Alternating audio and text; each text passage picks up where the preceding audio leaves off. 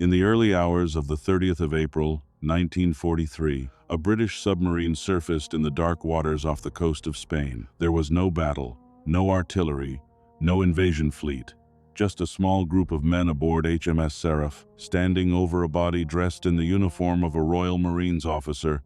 A briefcase was attached to the dead man's wrist. Inside were documents marked with the kind of secrets every intelligence service in Europe was hunting for. Clues about where the Allies would strike next. But the man was not an officer, the documents were not real, and the entire scene had been engineered so carefully that the German High Command would do exactly what British intelligence wanted them to do. This was Operation Mincemeat, one of the strangest deception missions of the Second World War. A plan so bizarre that it sounded impossible. A plan built around a dead body, a false identity, a neutral country filled with enemy sympathizers, and a gamble that Adolf Hitler would believe the lie. By the spring of 1943, the Axis position in North Africa was collapsing. Allied forces were looking across the Mediterranean, preparing for the next blow. The obvious target was Sicily. That was the problem. Sicily was the stepping stone into Italy. It sat in the center of the Mediterranean like a fortress, controlling sea lanes and threatening Allied movement. Any German planner looking at a map could see it. Any Italian commander could see it.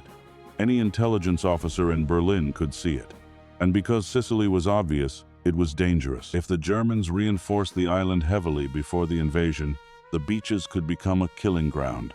American, British, and Canadian troops would have to cross open water, land under fire, and fight through fortified positions with the enemy waiting for them. The Allies needed Sicily, but they needed the Germans to look somewhere else.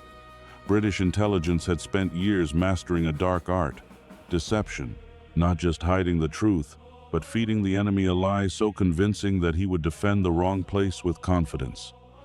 And in 1943, the lie had to be bold enough to pull German attention away from Sicily. The story they wanted Germany to believe was this: Sicily was only a diversion. The real Allied targets were Greece and Sardinia. To sell that story, they needed more than radio chatter, more than rumors, more than fake troop movements. They needed evidence, and the evidence had to fall into German hands in a way that looked accidental. The roots of the idea went back to an intelligence memorandum sometimes associated with Britain's Naval Intelligence Department and Ian Fleming, the future creator of James Bond. One suggestion imagined planting false papers on a corpse and allowing the enemy to discover them. It was a cold idea, unpleasant, almost grotesque. But war rewards plans that the enemy does not expect. Two British intelligence officers became central to turning the idea into an operation: Ewan Montague, a naval intelligence officer, and Charles Cholmondeley, an RAF officer working with British counterintelligence. Their task was not simply to create fake documents. Their task was to create a fake man. The dead man would become Major William Martin of the Royal Marines. He needed a rank, a service, a uniform, a reason to be traveling, a reason to be carrying important papers, a reason to wash ashore in Spain after what appeared to be an aircraft crash at sea. Most importantly, he needed a life. British intelligence gave him personal items, the small, ordinary things that make a person believable. Identification papers, receipts, a photograph of a fiancée named Pam, theater tickets, personal letters, what intelligence officers called pocket litter. These details mattered. A forged military document might fool a clerk, but a believable human life could fool an intelligence service. Major Martin had to look like a real officer whose death was a tragedy, not a trap. The body chosen for the operation was that of Glyndwr Michael, a Welsh man who had died in London after ingesting rat poison. For decades, his identity was not publicly known. In death, he was given a role no one could have imagined during his life. He would carry a lie across the sea. The documents placed with him suggested that the Allies were preparing operations against Greece and Sardinia, while Sicily was only a feint. The language had to sound authentic. The chain of command had to make sense. The papers had to seem important enough for German intelligence to copy, but not so obvious that they looked planted. This was the core of the deception. make the enemy believe he had discovered the secret, not been handed it. Spain was chosen carefully. Officially, Spain was neutral, but Francisco Franco's regime had strong connections with Germany, and British intelligence believed that if sensitive Allied documents were found by Spanish authorities, there was a real chance German agents would learn what was inside. So HMS Seraph carried the body to the waters near Huelva.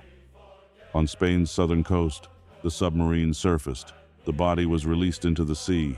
The briefcase remained attached. The tide and current were expected to do the rest. Hours later, the body was found by a Spanish fisherman. The dead officer had arrived. From that moment, Operation Mincemeat became a test of nerves. The British could not simply demand the briefcase back too aggressively, because that might reveal the trick. But they also had to act worried enough to make the documents look genuine, so they played their part. Diplomatic messages were sent, quiet pressure was applied. British officials behaved as though they desperately wanted the papers returned before anyone saw them. That was exactly the impression they wanted German intelligence to receive. The Spanish authorities conducted a limited post-mortem. Major William Martin was buried with military honors in Huelva. Meanwhile, the briefcase was handled by Spanish authorities, and German intelligence began trying to access its contents. Eventually, the documents were returned to the British. But when they were examined, there were signs that they had been opened. The bait had been taken. Copies of the fake papers reached German intelligence, and from there, the deception moved upward into the machinery of the Third Reich. The lie was now alive. German leaders began shifting attention toward the places named in the documents. Greece, Sardinia, the Balkans. Instead of focusing every possible reinforcement on Sicily, German planning was pulled toward the false targets. That was the entire purpose of the operation. Not to win a battle by itself. Not to replace soldiers, ships, aircraft, or firepower, but to bend the enemy's expectations before the first landing craft touched the beach. On July 9 and 10, 1943, the Allies launched Operation Husky, the invasion of Sicily. It was one of the largest combined operations of the war up to that point, involving thousands of vessels, massive air support, and American, British, and Canadian forces moving against the island. The landings were still dangerous. Sicily was not handed to the Allies. Men still fought, bled, and died. German and Italian forces resisted. The campaign lasted 38 days, but the defenders were not positioned with the full certainty they might have had. The deception had helped create confusion. It had helped divide attention. It had helped convince the enemy that the real blow might still be coming elsewhere. Even after the invasion began, German suspicion did not vanish immediately. That was the power of the lie. Operation Mincemeat had not simply delivered false papers. It had reinforced what Hitler already feared, that the Allies might strike through the Balkans. In military deception, the best lie is often the one the enemy is already prepared to believe. That is what made Mincemeat so effective. It did not ask Germany to believe something random. It gave German intelligence a story that fit existing anxieties, existing geography, and existing strategic fears. A dead man in a British uniform had become a weapon. Not a weapon of steel, a weapon of paperwork, timing, psychology, and trust. The consequences reached beyond one beachhead. Sicily's fall opened the way toward mainland Italy. It helped pressure Mussolini's regime. It changed the shape of the Mediterranean War. And it proved again that intelligence could shape a battlefield before the shooting started. For American forces landing in Sicily, including troops under General George S. Patton's 7th Army, the operation was part of a larger Allied effort that combined courage on the beaches with deception behind the curtain. The soldiers who came ashore still had to fight the battle, but before they arrived, another battle had already been fought in secret, inside offices, submarine compartments, diplomatic channels, intelligence files, and the mind of the enemy. Operation Mincemeat remains unforgettable because it shows something war rarely admits openly. Sometimes the most important weapon is not the loudest one. Sometimes it is a letter, a briefcase, a forged identity, a body in the water, and a lie placed exactly where the enemy wants to find the truth. The man buried in Spain was eventually known not only as the fictional Major William Martin, but also as Glindrar Michael, the real man whose body was used in the operation. His story is uncomfortable, tragic, and extraordinary. He never volunteered for a mission. He never knew the role history would assign him. But in the strange accounting of war, his body helped carry one of the most successful deceptions of World War II. Operation Mincemeat did not win the war by itself. No single trick could do that. Victory came from armies, sailors, airmen, engineers, code breakers, factories, commanders, and ordinary people enduring extraordinary pressure.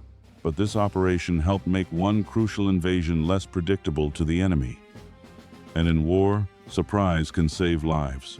That is why the story still matters. Because long before the Allied troops stormed Sicily, before the ships gathered in the Mediterranean, before the first rounds were fired on the beaches, a silent mission had already begun. A submarine surfaced, a corpse drifted toward Spain, and the German High Command prepared for the wrong battle. If you want more forgotten war stories, declassified files, and the hidden moments that shaped history, subscribe to Declassified War Stories and turn on notifications, because some of the most important battles were never told on the front page.